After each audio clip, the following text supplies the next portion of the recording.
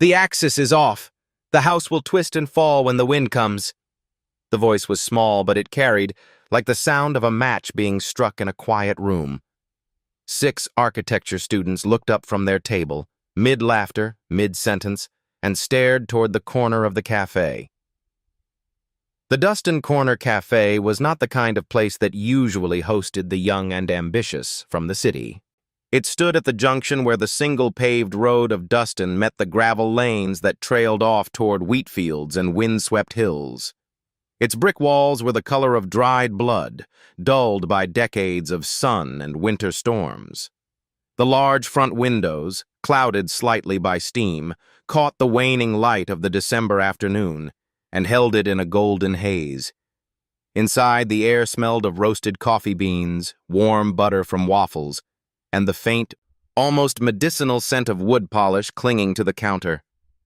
Overhead, a ceiling fan turned slow circles, its blades sighing with each pass. A tired sentinel to countless conversations. In the corner by the window sat a girl who seemed smaller than the chair she occupied. Her name was Mia Thompson, 10 years old, hair tied back loosely with a fraying blue ribbon, several strands fallen across her forehead. On the table before her, a small stack of plain white paper, a pair of well-worn pencils, and an orderly row of origami cranes, no larger than a child's thumb. She had been folding for the better part of an hour, occasionally glancing out the window when the wind rattled the glass.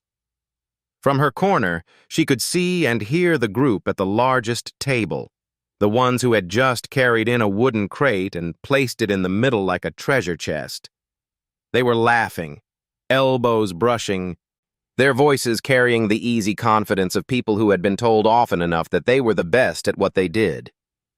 One of them, a tall young man with curly hair and a sweatshirt that read MIT School of Architecture plus Planning, carefully lifted the lid of the crate. Inside, nestled in foam, was a scale model of a building, sleek, glass-walled, with a central tower tapering elegantly toward the sky. The light above caught its mirrored panels and threw small sparks onto the table. "This is it," the tall one said. "AI optimized for seismic resilience, wind load calculated, shear walls placed exactly. We're taking this to the national finals next week." A chorus of admiration rose around the table. Words like damping ratio, torsional stiffness, and base isolation floated into the air, technical syllables that hung for a moment before dissolving into the scent of coffee. They passed the model between them, turning it under the light, speaking of its clean lines, its predictive simulations, its defiance of disaster. From her corner, Mia kept folding. Her small fingers worked a square of paper into a half-finished crane. She wasn't listening, not really, not until her eyes drifted to the model's base. Her hands slowed, the paper paused mid-fold. She tilted her head, just slightly. The model's central column, the spine that anchored everything else, was not aligned with the geometric center of its base. It was only off by a fraction, the kind of detail invisible to most eyes. But to Mia, it was as obvious as a bent wing. She had seen it before, not in buildings, but in paper. A crane folded with its vertical crease shifted, its weight subtly uneven. When such a crane was placed on a table, it did not stand proud. It leaned, twisted, vulnerable to the smallest breath of air. And so, without looking up from her paper, she said it. "The axis is off. The house will twist and fall when the wind comes." The words landed between their voices like a stone dropped into still water. A pause, then a sharp, incredulous laugh from one of the students, a young woman with a scarf wound loosely around her neck. "What did she just say?" Mia did not repeat herself. She pressed the crane's wing down with the pad of her thumb, flattening the crease with a precision that seemed too practiced for her age. She had no need to convince them. The truth did not depend on their belief. The laughter returned, quieter now, tinged with that awkward note adults sometimes have when speaking to children who wander into grown-up conversations. But Evan Ward, sitting at the far end of the table, did not laugh. He had been leaning back in his chair, one hand wrapped around a mug, the other idly tracing the edge of the model's base. And when Mia spoke, something in him tightened. Evan knew about torsional instability. He had learned it the hard way 2 years ago, when a studio project he had poured himself into failed spectacularly in the wind tunnel simulation. The building, perfect in his mind, had begun to twist at high lateral wind speeds, its core unable to resist the torque. The collapse in the simulation had been graceful, almost beautiful, but it had ended his chances at the design competition that year. Now, hearing a 10-year-old from a dusty little town name the very flaw he had once overlooked, it unsettled him. He looked at the model again. Nothing appeared wrong. The AI design had been triple-checked, its parameters verified. But the words lingered in his mind like a stubborn echo. Axis is off. Twist and fall. From behind the counter, Mia's mother moved between tables with the steady rhythm of someone used to being in 2 places at once. Her apron bore faint coffee stains, and her smile for the customers was warm, though her eyes betrayed fatigue. She glanced toward her daughter, saw her folding another crane, and the corners of her mouth softened further. In the students' laughter and the clink of coffee cups, Evan tried to rejoin the conversation. They were discussing wind load now, gust factor, vortex shedding, crosswind response.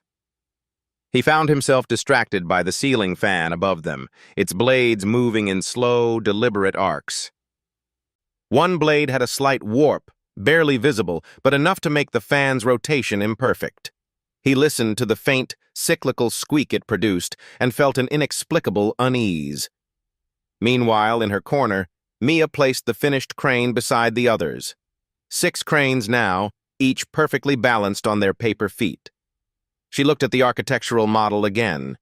She imagined it caught in a prairie wind. Not a violent storm, just the steady, relentless push of nature. And she could see, as clearly as if it had already happened, the moment when its proud, glassy form would begin to twist. No one in that cafe knew that her father had died beneath a structure that had failed in the wind. No one knew that in the quiet hours after school, she read library books about load-bearing walls, moment frames, and Euler buckling, the way other children read fairy tales. And no one, not the laughing students, not the customers sipping coffee, not even Evan, knew that the quiet sentence she had spoken would ripple outward in the days to come, tugging at threads that ran from this small-town cafe all the way to boardrooms and laboratories and the high glass towers of the city. For now, it was just a remark, a child's remark. And like so many truths first spoken by children, it was destined to be ignored, at least for a little while. In Dustin, the wind was older than the town. It had swept across these plains long before the first clapboard house was built, before the train tracks split the wheat fields in 2, before names like Main Street or County Road 4 meant anything at all. It was the kind of wind that didn't howl or rage. It persisted. Day after day, season after season, it worried at fences, pried loose shingles, and leaned patiently into whatever man dared to build too tall. Mia Thompson had grown up with that wind the way other children grew up with siblings, sometimes ignoring it, sometimes wrestling with it, but never truly free from its influence. If you left a door unlatched in Dustin, the wind would open it for you. If you left something balanced poorly, the wind would teach you why that had been a mistake. She was 6 years old when she first noticed how paper could hold its shape against that force, if folded just so. That winter, her father had brought home a box of printer paper from the hardware store, along with a book on origami from the library. He had been a patient man, large-handed and soft-spoken, and he showed her how to make a paper crane. It took her 6 tries before the wings were even, and by the 7th, she had begun to notice more than just beauty in the folds. "This," her father had said, pressing the paper flat to crease it, "is the spine. If the spine's straight, the rest follows." It was not the last thing he taught her, but it was one of the last she remembered. When Mia was 8, a pedestrian bridge on the edge of town collapsed in a sudden gust, the kind that comes when warm air over the plains meets a cold front from the north. Her father, a part-time maintenance worker for the county, had been underneath the structure at the time, tightening bolts after a report of a loose guardrail. They found him within minutes. The wind still moved the caution tape around the scene as they carried him away. From then on, paper folding became more than a pastime. It became a language she could still speak with him. Each crease was a sentence, each completed figure a memory of how he'd smiled when her folds held firm. Her mother, Claire Thompson, worked more shifts after that. Mornings at the café, evenings cleaning offices in town. By the time Mia turned 10, Claire's hands had learned the quick movements of someone carrying 3 mugs in one hand and a tray in the other, while her eyes had learned to measure every bill before she handed it over for rent. There was no budget for summer camps, private lessons, or after-school programs, so Mia built her own. She became a quiet fixture in the corner of the Dustin Public Library, where Mrs. Green, the librarian, never minded that she borrowed books from the adult shelves. She worked through algebra before her classmates had finished fractions. She taught herself geometry from a tattered volume with diagrams of isosceles triangles and Euclidean proofs that looked, to her, as elegant as origami wings.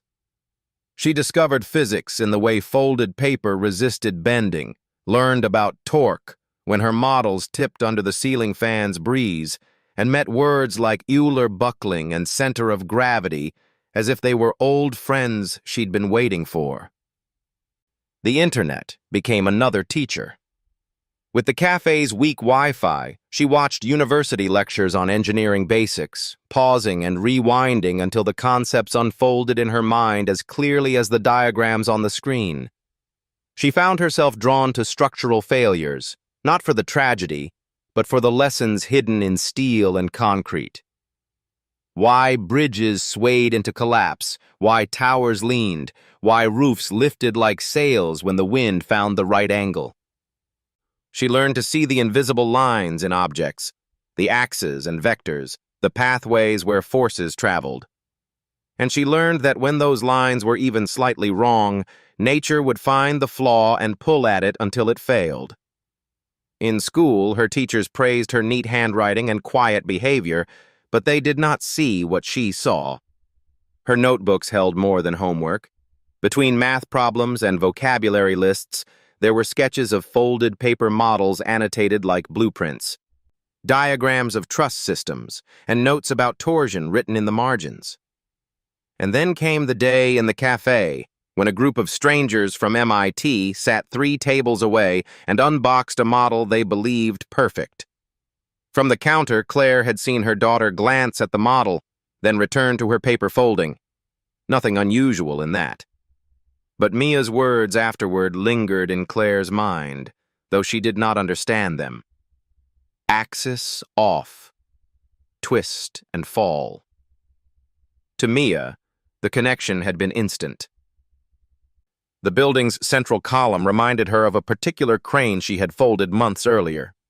She had creased the paper incorrectly, shifting the vertical spine a few millimeters. It had stood crooked ever after, and no amount of adjusting the wings could make it right. She had tried to place it on a shelf, but a single push of air from an opening door had toppled it sideways. Buildings were not paper, of course, but in the language Mia spoke, the language of balance, axis, and load, they were not so different. Evan Ward didn't know any of this. He only knew that the girl's remark had stuck in his mind longer than it should have. That night, back in the motel room he shared with 2 teammates, he lay awake staring at the ceiling. The others had fallen asleep quickly, their phones still charging beside them. Tomorrow's presentation, their only concern. But Evan kept seeing the model in the cafe. Its base, its core, the fraction of a degree offset that maybe wasn't there at all, maybe only imagined. And yet, he remembered the way she had said it, without hesitation, without asking. Not a guess, but a statement. By midnight, he was out of bed. He pulled the model's CAD files onto his laptop, set up a quick simulation, and ran a basic wind load test at 70 miles per hour, the same speed the design had been tested for. As expected, it passed.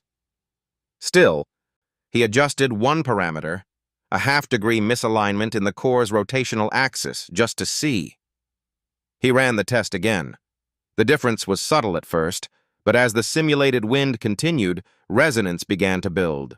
The twisting motion amplified, oscillating faster until the structural stress exceeded tolerance and the model's upper section tore itself apart.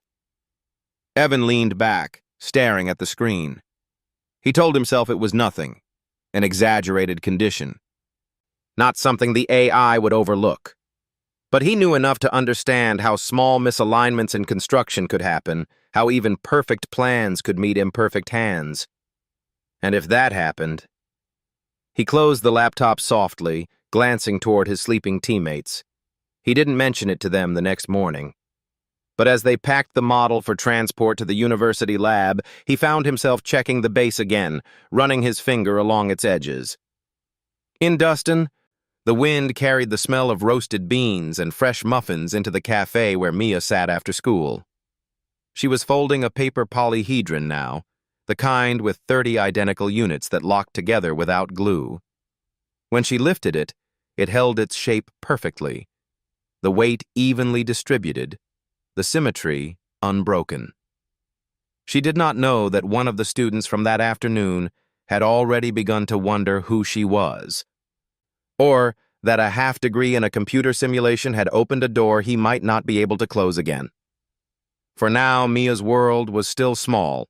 A corner table, a stack of paper, the slow turn of the ceiling fan. But the wind outside was patient. It had all the time in the world. 2 days later, the storm rolled over Dustin in a way only winter storms could, without hurry, without drama, but with the quiet certainty of something that had already decided where it was going. The sky pressed low and heavy over the plains, turning the wheat stubble silver. A wind blew in from the northwest, steady and unflinching, rattling the tin sign that hung outside the Dustin Corner Café. Inside, the air was warm, tinged with cinnamon from the morning's muffins. The regulars were in their usual seats. Mr. Cray at the counter with his crossword, the Peterson sisters in the booth by the heater. 2 farmers near the back comparing the week's weather forecast to the ache in their knees. The bell above the door rang once, letting in a slice of cold air and a tall young man in a dark coat. Evan Ward brushed snow from his shoulders and stepped inside. He looked around, scanning faces, until his eyes found the far corner. Mia was there, as before, with her paper. Today, she was folding something more complex than cranes, a tessellation of triangles radiating from the center like the ripples of a frozen pond. Her head was bent over her work, the ribbon in her hair frayed even more than he remembered. Evan crossed the room and stopped at her table. "Hey," he said. His voice came out softer than he'd intended, as if afraid to startle her. She looked up, eyes a clear gray that seemed to take in more than they gave away. "You're from the other day," she said. Not a question. He nodded, pulling out the chair opposite her. "Mind if I sit?"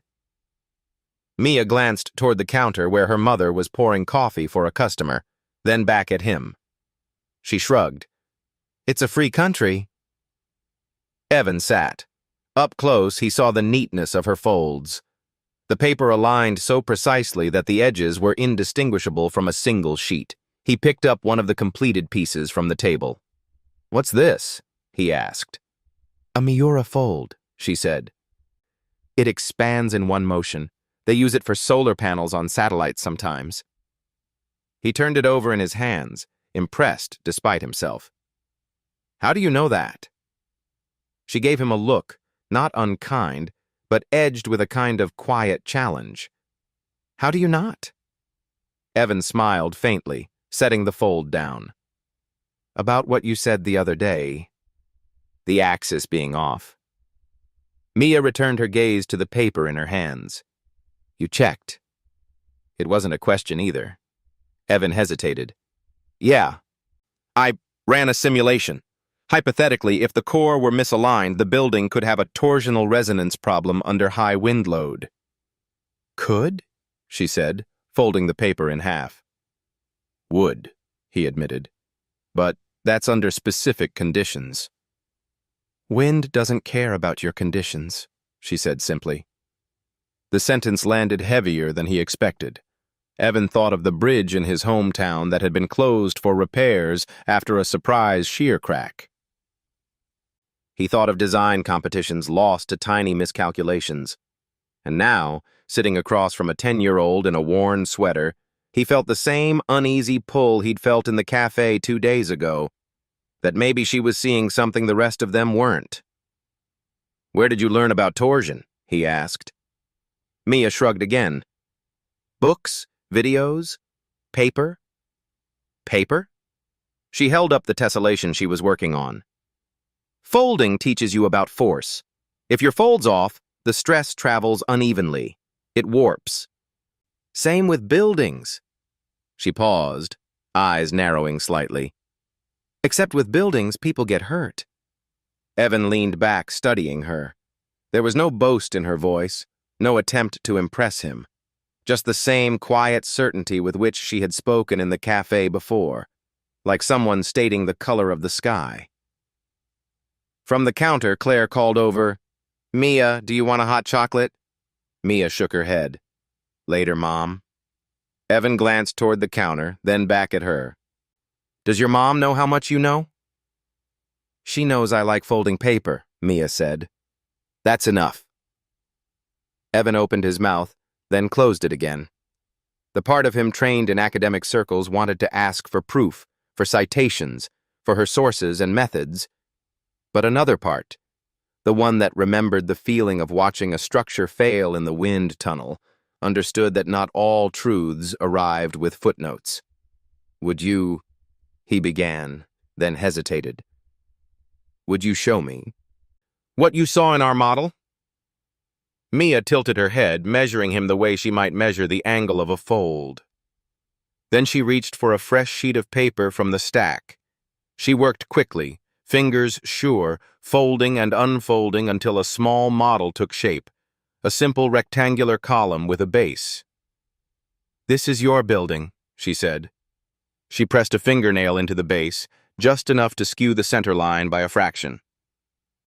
And this is what happens when the wind comes. She blew gently across the top. The column began to twist, not fall, just turn, a subtle rotation that grew with each puff of air until the base started to crumple.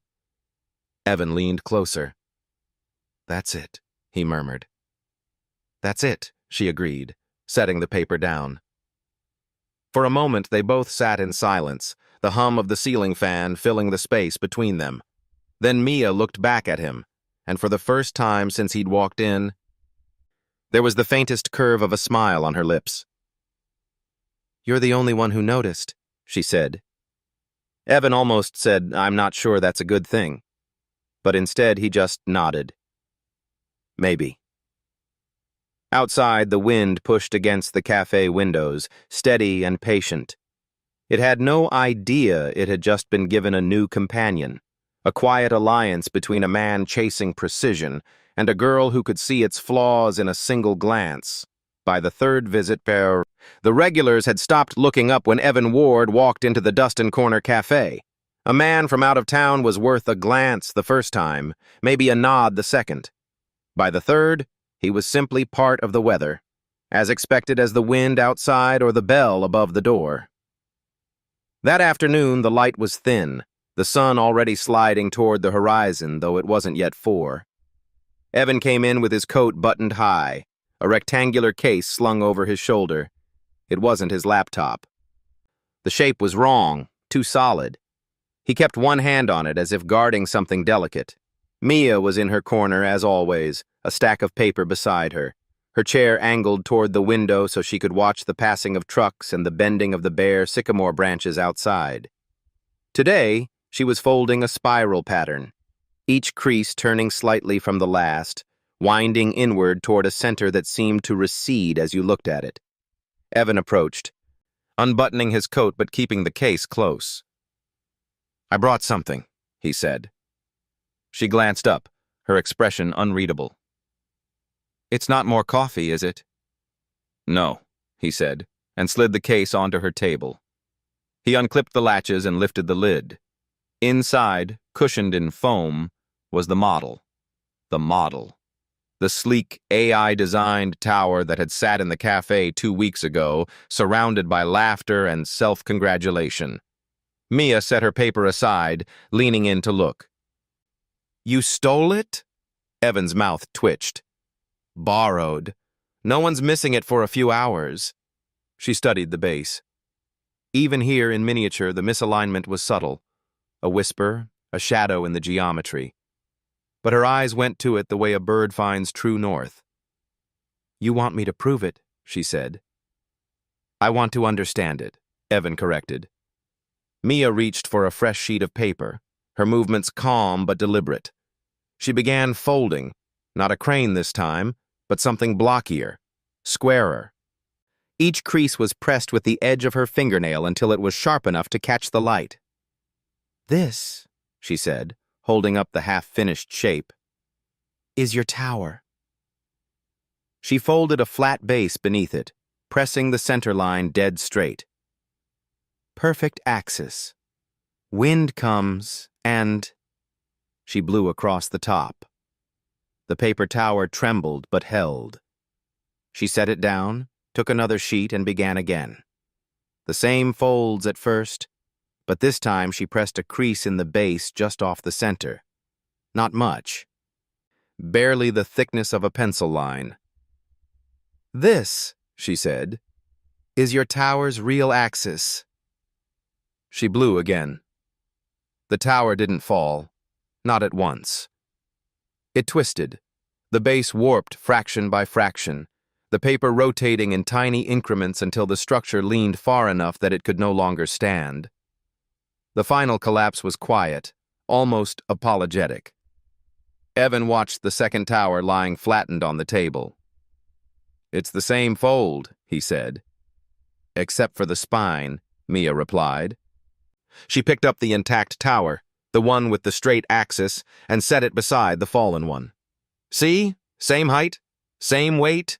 But if the spine's off, you can't fix it by adjusting the walls. The twist is already there. You just can't see it yet." Evan exhaled slowly. "That's what I felt in the simulation." "That's what your wind will feel in real life," Mia said. "And the wind doesn't get tired." For a moment, neither spoke. The hum of the refrigerator behind the counter filled the silence. A truck rumbled past outside, rattling the window panes. Then Evan said, "Would you tell the others? Show them?"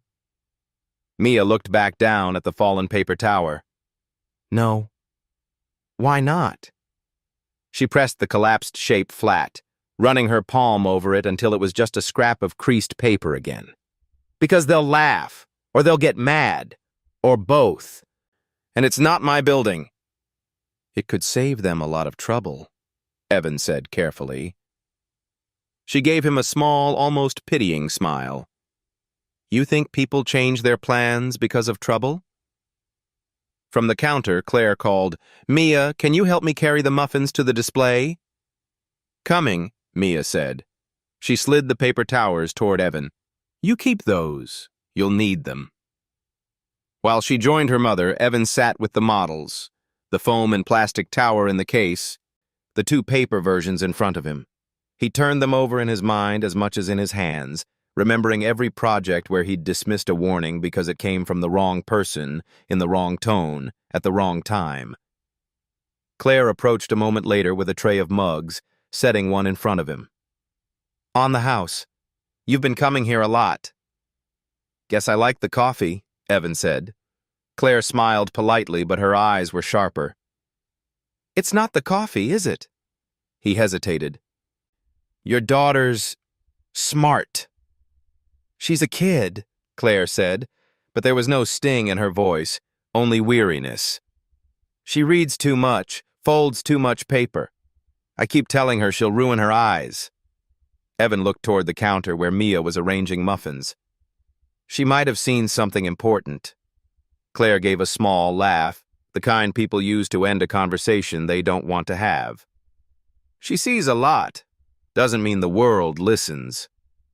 When he left that afternoon, the case felt heavier. It wasn't the weight of the model. It was the knowledge that, for all his education and credentials, the clearest explanation he'd heard of the flaw came from a 10-year-old with paper in her hands. Outside, the wind was still at work, invisible but insistent. Somewhere in its patient current, the cafe windows reflected the image of a young man walking away with a borrowed building, and inside a girl smoothing the crease of a fold until it was true. The finals were held in a city 3 hours east of Dustin, in a university auditorium whose glass facade reflected a restless winter sky. Teams from across the country had gathered, students in blazers, professors with clipboards, architects with portfolios tucked under their arms. The air smelled faintly of varnished wood, coffee from the lobby kiosk, and the nervous hum of anticipation. Evan stood with his group near their display table. The model, cleaned, polished, and re-centered in its foam cradle, drew curious glances as people walked past. On the placard beside it, the words AI-optimized seismic tower were printed in clean sans serif type. The renderings behind it showed an elegant structure rising above a skyline like a blade of glass. The judges moved slowly through the room. They asked questions about base isolation systems, about lateral stiffness ratios, about how the AI accounted for dynamic amplification factors. Evan answered most of them himself. The others in his group beamed, confident.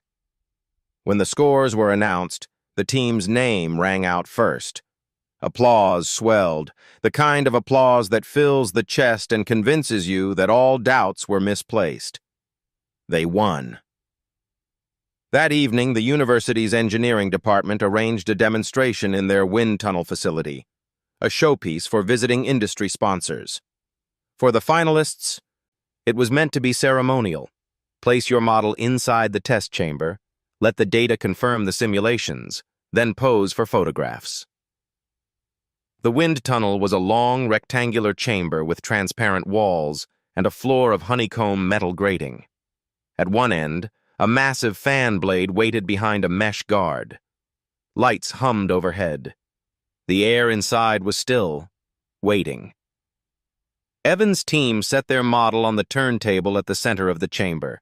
He adjusted the position, aligning the base exactly with the center marks, just as the technicians instructed.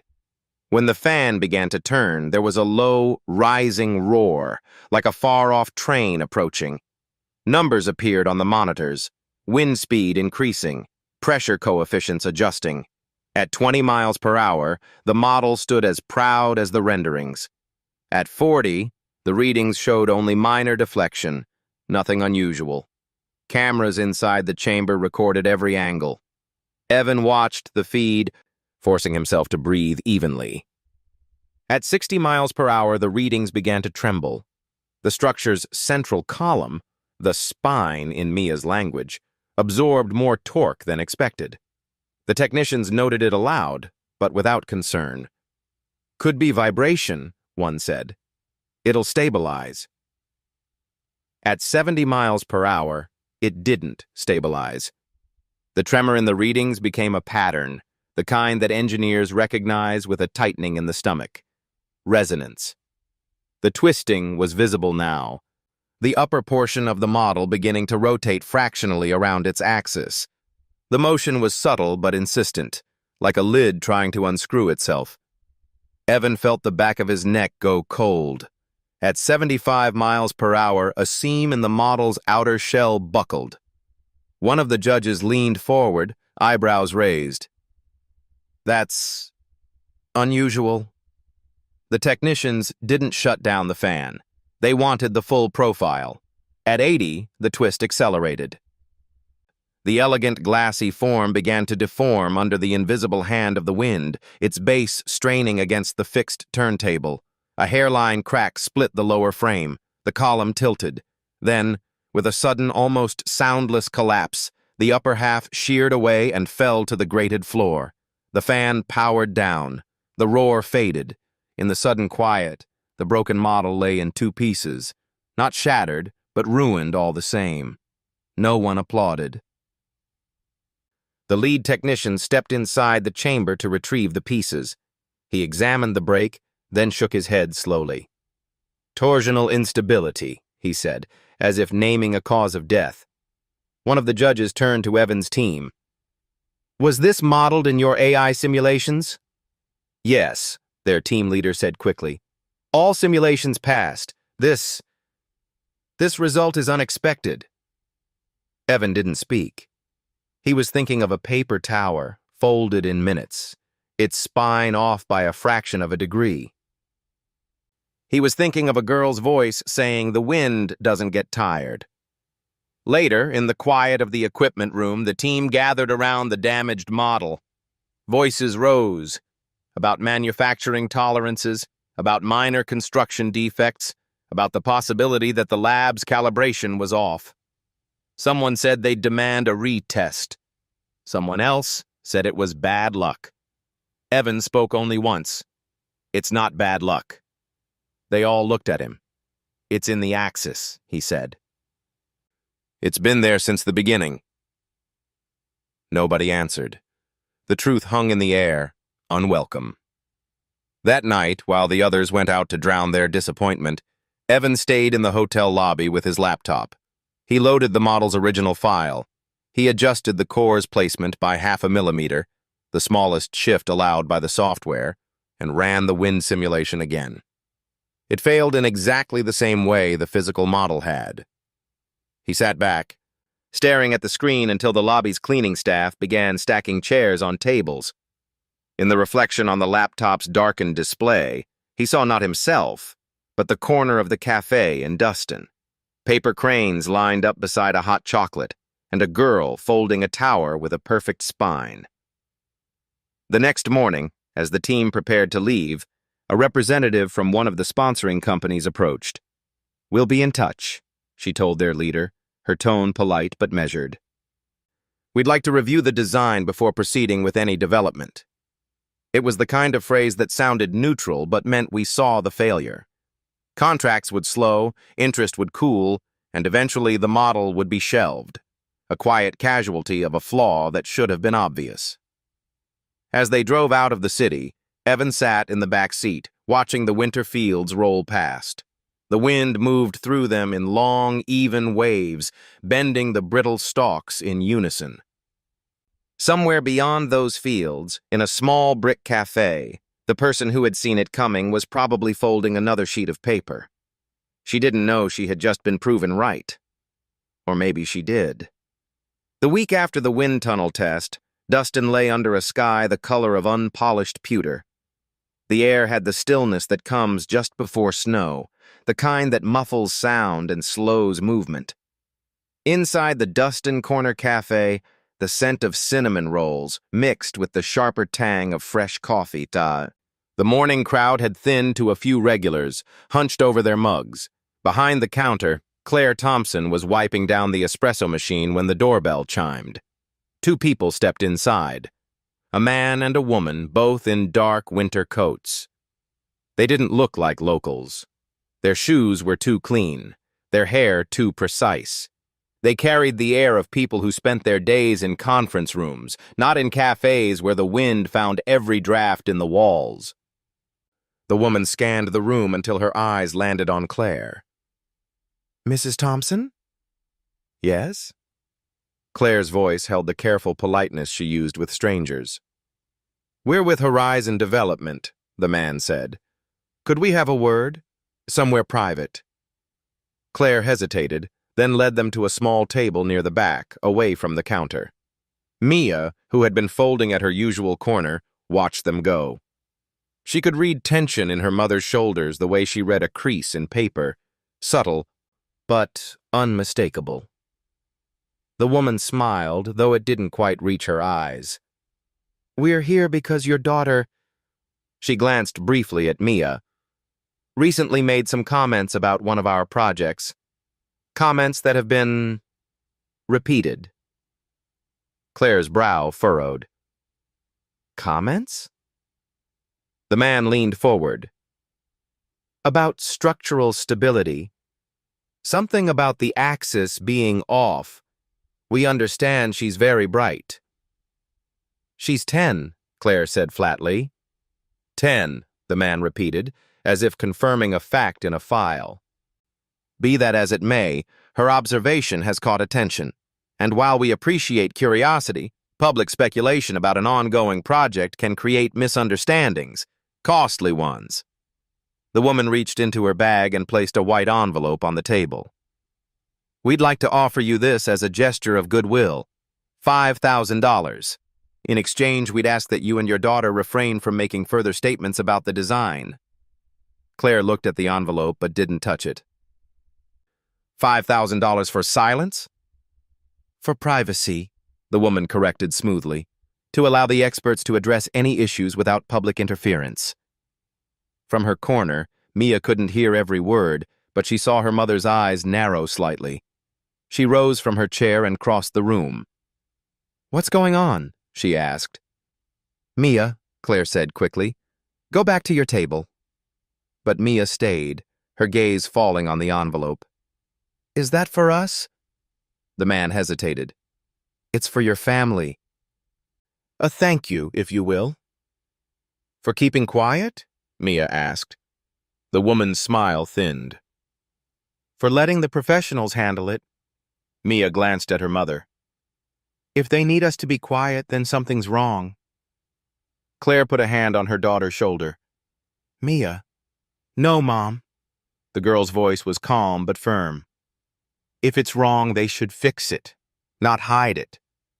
The man shifted in his seat. "Young lady, the situation is more complicated than that." Mia shook her head. "It's not. If you build something with the spine off, the wind will find it. And the wind doesn't care about your budget." The woman's eyes hardened. "You're making this more difficult than it needs to be." Claire stood, her chair scraping the floor. "I think this conversation is over." The man opened his mouth, then thought better of it. He rose, buttoning his coat. The woman slid the envelope back into her bag without a word. As they left, the bell above the door gave a brittle little ring. The cold air they let in seemed sharper than before. When they were gone, Claire sank into the chair, pressing her palms to her eyes. "Mia, do you know what $5,000 could do for us?" "Yes," Mia said quietly. "But I also know what a falling building could do to people." Claire lowered her hands and looked at her daughter.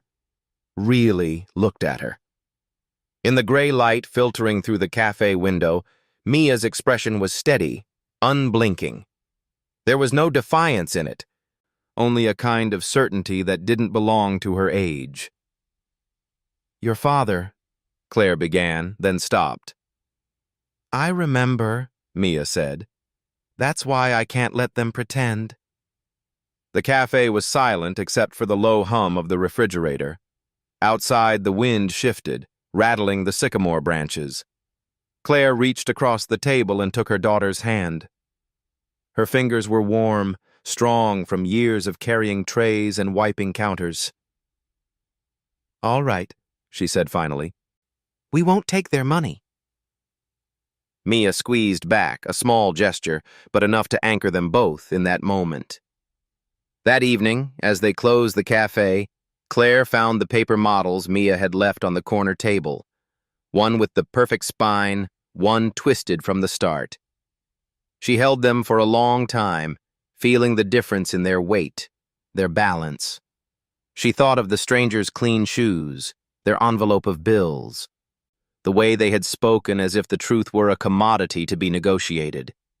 And she thought of her daughter's voice, cutting through all of it with the same clarity as the wind moving through the plains. If it's wrong, they should fix it. When she set the paper towers back on the table, she placed the straight one upright and left the twisted one lying on its side. Tomorrow, she knew, there would be consequences. But tonight, the cafe was warm, the lights soft, and her daughter was already in the back, folding another sheet of paper into a spine that would hold. The decision came 3 nights after the envelope incident. It wasn't dramatic. Mia didn't slam her hands on the table or declare a crusade. She simply looked up from her homework, glanced at her phone, and said, "I'm going to show people what I mean." Claire was rinsing mugs at the sink. "Show who?" "Everyone." Her mother dried her hands on a towel and studied her daughter. "Mia, the internet isn't—" "I know." Mia's voice was calm, even. "But the people who build those towers read the internet, and so do the people who live near them." Claire sighed. "And what if no one believes you?" Mia set down her pencil. "Then I'll fold it again until they do." The next afternoon, when the cafe was quiet between the lunch rush and the after-school crowd, Mia claimed the corner table.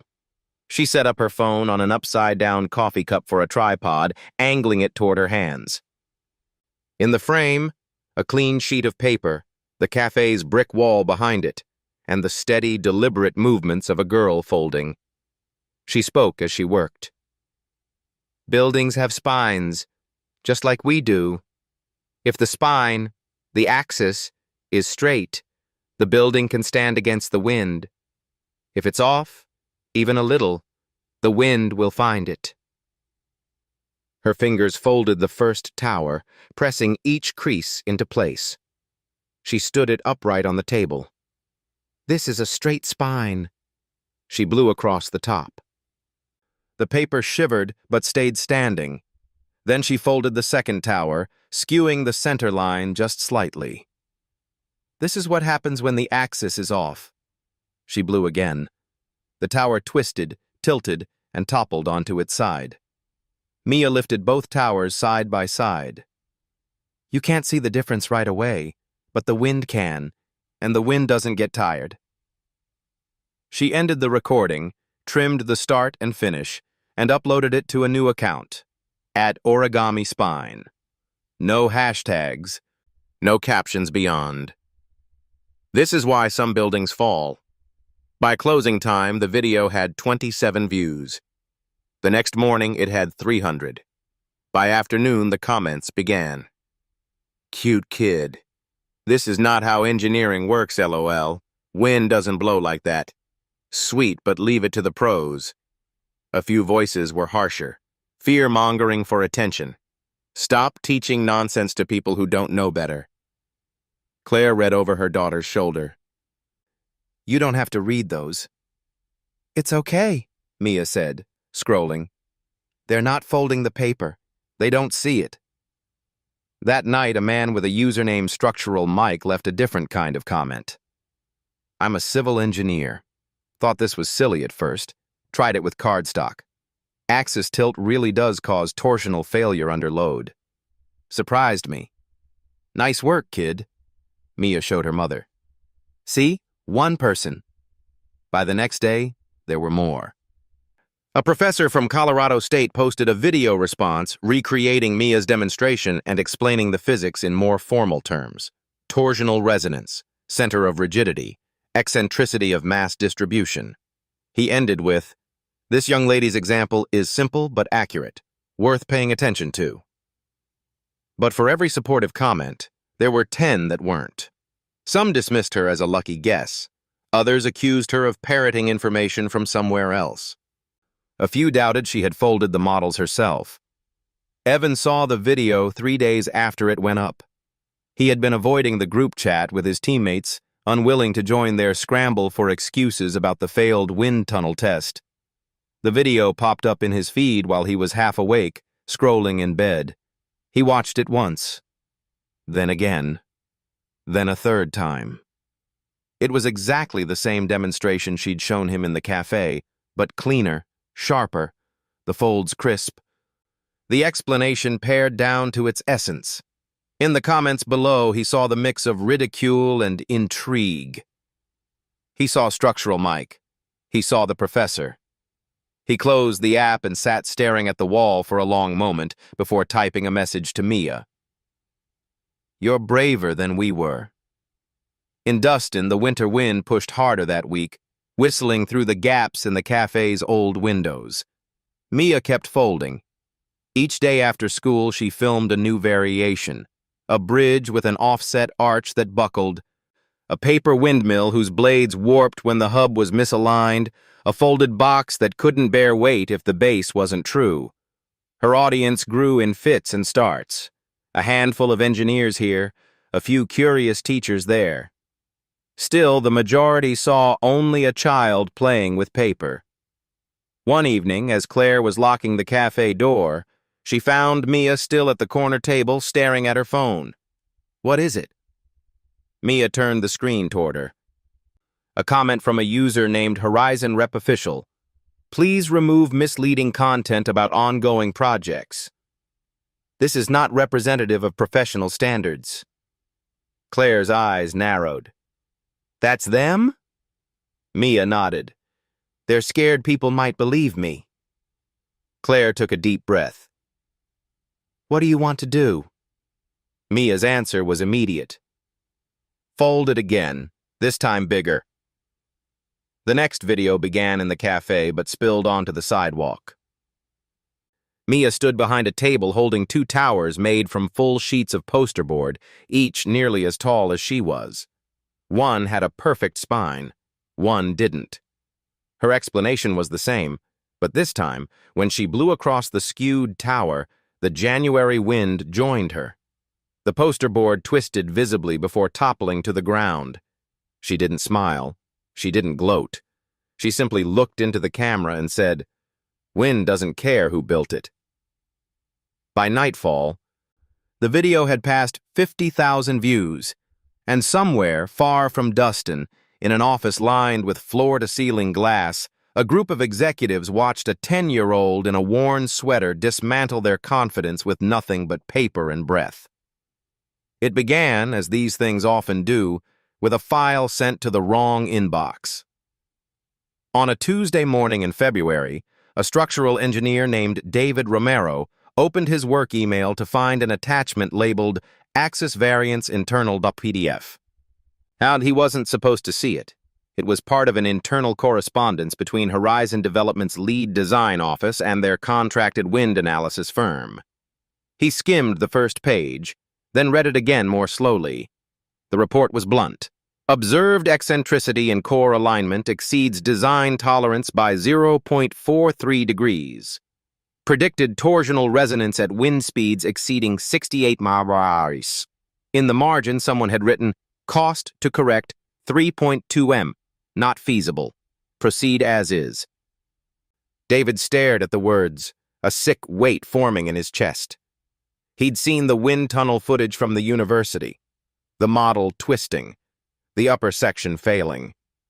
He'd also seen the online video of the girl with the paper towers. Until now, he'd told himself her demonstration was coincidence, a lucky metaphor. The file made that impossible. That evening, an anonymous account uploaded the document to a public engineering forum. It might have died there, dismissed as a fake, if not for a second upload to a site that journalists monitored for whistleblower tips. Within hours, a regional news outlet ran the headline, "Leaked Report, Horizon Development Ignored Wind Stability Warning." The article was short but explosive. It quoted the leaked file, included stills from the university's wind tunnel collapse, and, almost as an afterthought, embedded Mia's origami video as a public example of the flaw. By the next morning, larger outlets had picked it up. The words "axis misalignment and torsional resonance" appeared in headlines beside photos of Horizon's executives leaving their downtown headquarters. In Dustin, Claire was pouring coffee when her phone began buzzing on the counter. Customers leaned across tables to show each other articles on their screens. Someone asked, "Isn't that your daughter in this video?" By the time the lunch rush hit, the cafe's phone was ringing with calls from reporters. Some wanted interviews. Some wanted to send film crews. One wanted to collaborate on a book deal. Claire kept saying no. Mia stayed at her corner table, folding cranes. She didn't need to read the articles to know what was happening. The air in the cafe felt different. Charged, restless, like the moments before a storm breaks. When Evan arrived that afternoon, he had the look of someone who'd been awake too long. He slid into the chair across from her. "You've seen it?" he asked. Mia nodded. "It was always going to come out. Paper doesn't hide folds, and people don't hide mistakes forever." He almost smiled. "You know what this means, right? They can't ignore you now." She picked up the crane she'd just finished. "They can try." The try came quickly. That evening, Horizon issued a statement. "We are aware of an unauthorized leak of internal design documents. The analysis contained therein is preliminary and does not reflect the current status of the project." They didn't name Mia. They didn't have to. Online, her name was already being passed around with a mixture of awe and skepticism. Some called her the origami prodigy. Others dismissed her as a pawn in someone else's fight. But for every doubter, there were engineers running their own small-scale experiments with paper, cardboard, or 3D printed models. They posted videos showing the same twist, the same collapse. They tagged her account in the captions. By the end of the week, #origami axis was trending. The cafe became a strange kind of ground zero. People began showing up not for coffee, but to see the girl from the videos. A retired bridge inspector drove 3 hours just to thank her. A pair of graduate students from Chicago brought her a stack of high-quality origami paper for research. Claire tried to keep the cafe running as usual, but the quiet corner table was no longer quiet. Mia adapted by folding faster, answering questions only when they were asked clearly. She never speculated about Horizon's motives. She only repeated the same simple truth. If the spine's off, the wind will find it. One evening, as snow tapped against the windows, Evan sat with Mia and spread a set of prints on the table. "These are the revised plans Horizon submitted to the city. They moved the core back to center." Mia studied the diagrams, tracing the lines with her finger. "They fixed it." "They'll never say you're the reason," Evan said. "I don't need them to," she replied. "I just needed them to fold it right." In another part of the country, Horizon's executives met behind closed doors. The project was suspended indefinitely. Investors were restless. Legal teams debated the optics of suing the whistleblower. But outside those walls, the story had taken on a life they couldn't control. It was no longer just about one building. It was about how something so small, less than half a degree, could bring down something meant to last decades, and about the child who'd seen it first. By March, the news cycle had moved on to other scandals, other storms. But in Dustin, the wind kept coming. The sycamore outside the cafe bent the same way it had every winter Mia could remember, and inside, at the corner table, she folded another crane, its spine perfectly straight.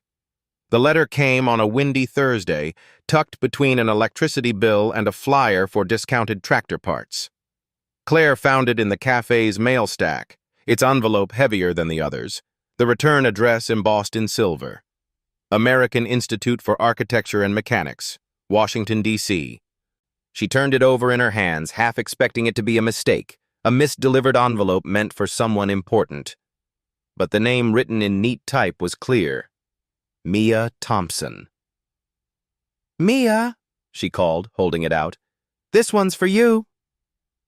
The girl wiped her hands on a dish towel. She'd been helping dry mugs, and took the envelope. She slid it open carefully, as though it might contain something that would fold under the wrong touch. Inside was a single sheet on thick, cream-colored paper. The letter began formally. Miss Thompson, the American Institute for Architecture and Mechanics respectfully invites you to present your demonstration on structural axis alignment at our annual Winter Symposium. We believe your perspective offers a unique educational opportunity for our members and students.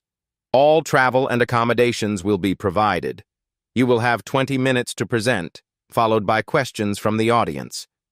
Mia read it twice. Then she set it on the counter and reached for the next mug in the drying rack. Claire blinked. That's it? You're not even going to say anything? It's just 20 minutes, Mia said, drying the mug. It's not just 20 minutes, Claire replied, a trace of pride breaking through her caution. It's a room full of architects and engineers, the kind of people who design the buildings in those magazines you check out from the library. Mia set the mug down. And they'll all be looking at me like I don't belong there. Maybe, Claire said. But you'll be there anyway. The symposium was held in a vaulted hall of glass and steel, the kind of space designed to impress before anyone said a word. Posters lined the lobby, torsional stability and high-rise construction, advances in wind load simulation, seismic dampening strategies. Backstage, Mia stood in her plain sweater and jeans while presenters around her adjusted ties, smoothed dresses, and flipped through slide decks glowing on laptop screens. She carried no laptop. Evan was there, leaning against the wall nearby. He'd taken a day off from his internship to be in the audience. You ready? He asked. Mia glanced at the stage curtain. Do I have to be? He smiled. No, but you have to walk out there anyway. When her name was called, there was a polite ripple of applause. She stepped onto the stage, the bright lights making the room beyond seem like a blur of shadowed faces. On the table in front of her were stacks of paper, plain printer paper, nothing more. She didn't open with a greeting. She didn't thank the audience for being there. She picked up the first sheet and began folding. This is a tower, she said, pressing the creases with her thumb. It has a spine. The spine is straight. She stood it upright. This is another tower. She folded again, slower this time, so the audience could see the misaligned crease. Its spine is off. Just a little. She set it beside the first. The wind doesn't care about scale. It doesn't care if this is paper or steel. It only cares about the path the force can travel. She blew across the first tower. It wavered, then stilled. She blew across the second. It twisted, tipped, and fell. The sound in the hall was the sound of 100 people not shuffling in their seats. Mia looked at the fallen tower. You can't see the flaw from the outside, not right away, but it's there, and the wind will find it. She picked up another sheet, folding something more complex, a crane, its wings outstretched. Origami isn't about decoration. It's about structure. Every fold changes how the paper holds itself. Buildings are the same. Every decision in design changes how the building will stand, or fall.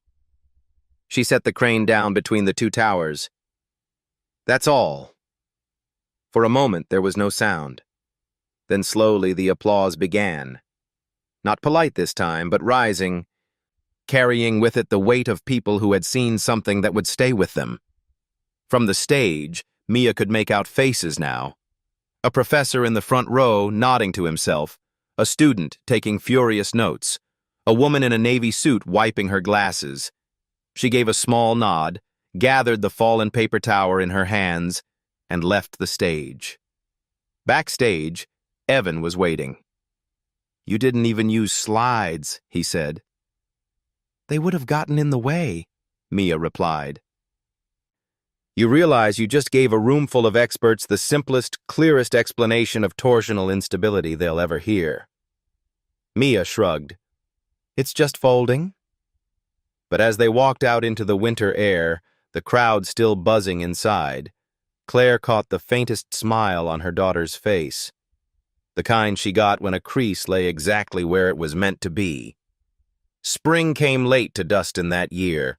The snow melted in thin strips along the ditches before it gave up the roads, and the sycamore outside the Dustin Corner Café was slow to sprout its first green buds. The wind still came, it always would, but its edge had softened, trading the bite of winter for the restless push of changing seasons. Mia returned from Washington with a single carry-on bag and a stack of paper in her lap. She hadn't brought back trophies or certificates, just the towers and cranes she'd folded on stage, each one with its own story creased into it. Claire had closed the cafe for the morning to meet her at the bus station. On the ride back, they didn't talk much. Mia watched the open fields pass, her gaze lingering on every grain silo, every water tower, every windmill turning slow against the sky. The cafe felt different when she walked in, not because of the furniture or the smell, those were the same, but because of the small space cleared near the window. A low table, 2 chairs, and a wooden box of colored paper sat waiting. Claire caught her looking. I thought maybe you'd want a place for it? For what? Mia asked. For whatever you decide to teach, Claire said. Kids, adults, anyone who wanders in. You've got something worth passing on. Mia ran her fingers along the edge of the table. The sunlight from the window fell across it in a soft square. She could already imagine the papers spread out, the creases forming under small hands, the way a tower could rise from a flat sheet with nothing more than patience and pressure in the right place. The first to come was a boy from the neighborhood, 8 years old, who asked if she could show him how to make a paper building that doesn't fall. Mia gave him a sheet and began with the simplest fold, explaining as she went. Start with the spine, she said. If the spine's straight, the rest will follow. The boy's folds were crooked at first, but Mia didn't fix them. She let him see how the paper leaned when it was done, how a puff of air could topple it. Then she handed him a new sheet. Again, she said. By the third try, the tower stood solid on the table. The boy grinned, the way people do when something invisible suddenly makes sense. Word spread slowly, as it does in small towns. Farmers who'd spent their lives fixing barns came in to see the girl who'd been on the news. A retired shop teacher brought her a box of thin plywood sheets, in case you want to try something stronger than paper. Mia never advertised lessons. She simply kept the table by the window, the paper ready, and her hands open to fold. Some days she taught 1 person. Some days she taught 5. The lessons were never the same.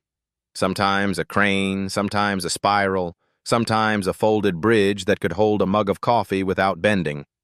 But the first rule was always the same. Start with the spine. One quiet afternoon, Evan stopped by on his way through town. He found Mia teaching a teenage girl how to fold a model with a reinforced core. When they finished, he stepped up to the table.